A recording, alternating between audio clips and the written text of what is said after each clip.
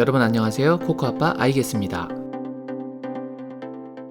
토트넘이 유럽 대항전 진출을 위해 매우 중요했던 경기에서 크리스탈 팰리스를 상대로 1대0 승리를 거뒀습니다. 라이언 메이스는 오늘 경기에서 다소 파격적인 변화를 가져갔는데요. 오늘은 그 변화의 장점과 단점에 대해서 이야기해보고자 합니다. 그럼 그 이야기 바로 시작하겠습니다. 오늘 라이언 메이슨의 전술에 있어서 가장 큰 핵심은 역시 수비가 아니었나 싶습니다.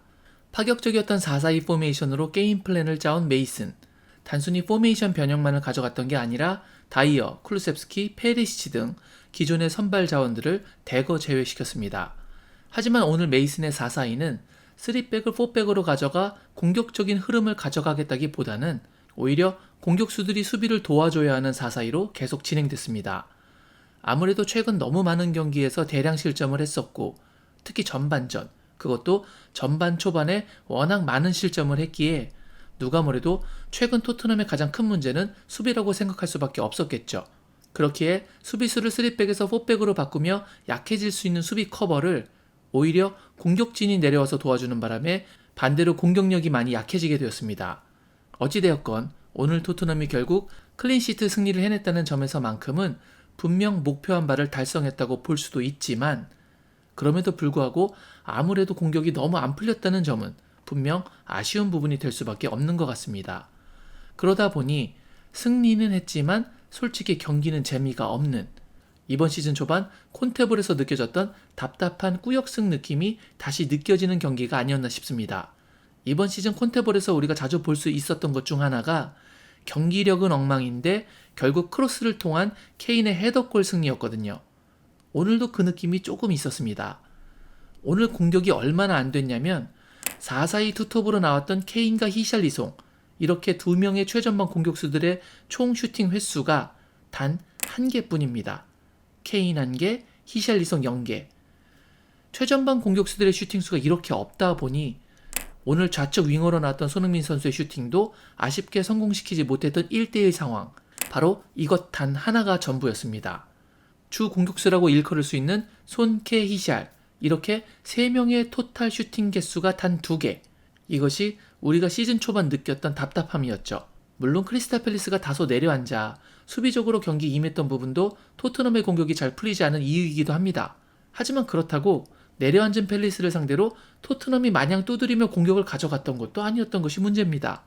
점유율도 57대 43, 슈팅수도 8대 7로 근소하게 앞설 뿐이었습니다. 이렇게 공격이 풀리지 않자 토트넘 최강의 공격 듀오인 손흥민과 케인은 수비에서 좋은 활약을 보여줄 수밖에 없었습니다. 손흥민은 이 경기에서 리커버리 4회, 가로채기 2회로 총 6개의 수비 포인트를 기록했고 케인 역시 리커버리 4회, 걷어내기 1회, 슛블록 1회로 6개의 수비 포인트를 기록했습니다. 참고로 손흥민과 케인이 기록한 수비에서의 리커버리 4회는 팀 내 공동 2위 기록입니다. 오늘 손흥민과 케인보다 리커버리를 많이 한 선수는 미친 활약을 보여줬던 리커버리 12회의 로메로밖에 없습니다.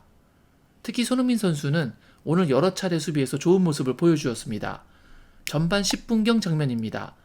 올리세가 역습을 시도하고 있는데요. 벤 데이비스는 공격에 가담하느라 깊숙하게 전진했던 상황이었고 그 빈자리를 커버하기 위해 손흥민이 아래로 내려와 있었던 상황입니다.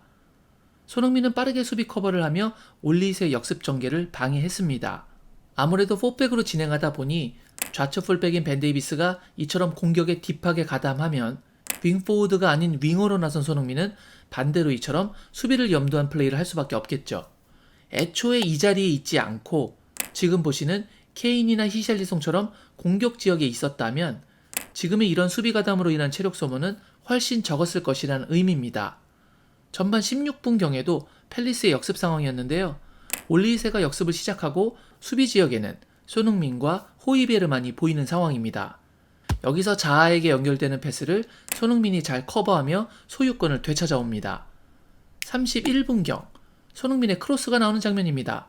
여기서도 벤 데이비스와 포로가 더 전진하다 보니 손흥민은 뒤쪽을 커버하다가 백패스를 받게 되었고 다소 먼 거리에서 케인을 향해 크로스를 시도했었죠. 투톱이 아니라 윙어로 나오다 보니 계속해서 지금처럼 히샬리송과 케인은 득점 가능성이 높은 박스 안에 그리고 반대로 손흥민은 그로부터 너무나도 먼 거리인 이곳에 위치하고 있네요. 32분경 다시 자아의 역습 장면입니다. 수비하는 선수는 단 3명, 그 3명 안에 또다시 손흥민이 있습니다. 스킵이 자아를 막고 손흥민이 최종 수비가 되는 것은 그리 좋은 상황이 아니기 때문에 손흥민은 이 먼 거리에서 작정하고 전력 스프린트를 해 자아를 따라잡아 선제적 측면 수비 커버를 해주고 안정적으로 스킵을 최종 수비로 물러나게 해줍니다. 그리고 끝까지 자아를 압박하며 부정확한 크로스를 유발시켰습니다. 후반 55분경에도 에제가 우측에서 침투하고 있는 올리세에게 위협적인 롱패스를 했는데요. 역시 벤 데이비스가 앞서 있기 때문에 뒤쪽을 커버하던 손흥민이 따라가며 헤더로 이 정말 위험했던 패스를 잘라냈습니다. 이 패스가 나오는 순간 케인과 히샬리송의 위치와 손흥민의 위치입니다. 역시 그들과 손흥민의 위치 차이가 전술적으로 너무 확연하게 드러나는 장면입니다. 손흥민의 후방 커버가 정말 많은 날이었는데 그래서 그런지 이들과의 거리감이 유독 많았던 경기였습니다. 62분경에는 자아가 공을 잡고 역습 스타트를 끊으려는 것을 높은 지역에서부터 계속 따라가며 압박해 결국 공을 빼앗아냈는데요. 보는 순간 거의 홀딩 미드필더가 아닌가 싶은 장면이었습니다. 다시 1분 뒤 63분경에는 멀리 있는 공을 두고 올리세와 진짜 전력 스프린트 싸움까지 하며 수비 커버를 해줍니다. 이 정지 화면만 보면 손흥민의 역습 장면이라고 생각이 될 정도네요. 손흥민 선수가 스타트를 끄는 지점과 포스터에게 백패스를 한 시점의 거리를 대략 측정해보면 약 43m 정도가 나옵니다. 이 이야기는 공격수로서 골을 넣어야 되는 상대편 골대로부터 전력으로 43m 멀어졌다는 것을 의미합니다. 그만큼 나중에 다시 돌아가야 되는 것이죠. 이렇게 최선을 다해 전력으로 수비 커버를 해주자 보시는 것처럼 호이베로와 스킵이 두 손을 높이 들고 손흥민 선수를 향해 박수를 쳐주고 있습니다. 그리고 관중들 역시 많은 박수로 그의 열정적인 수비 가담에 갈채를 보냈습니다. 그런데 저는 그 갈채가 마냥 좋지만은 않더라고요. 왜 그런지는 영상 말미에 다시 이야기해 보겠습니다. 아무튼 이런 여러 차례의 전력 질주를 수반한 수비로 인해 고갈되는 체력은 공격에서는 분명 마이너스로 작용될 수밖에 없습니다. 75분경 나왔던 손흥민의 아쉬웠던 1대1 장면, 여기서 상대 키퍼의 훌륭했던 선방도 있었지만 손흥민 선수의 아쉬운 슈팅도 분명 있었습니다.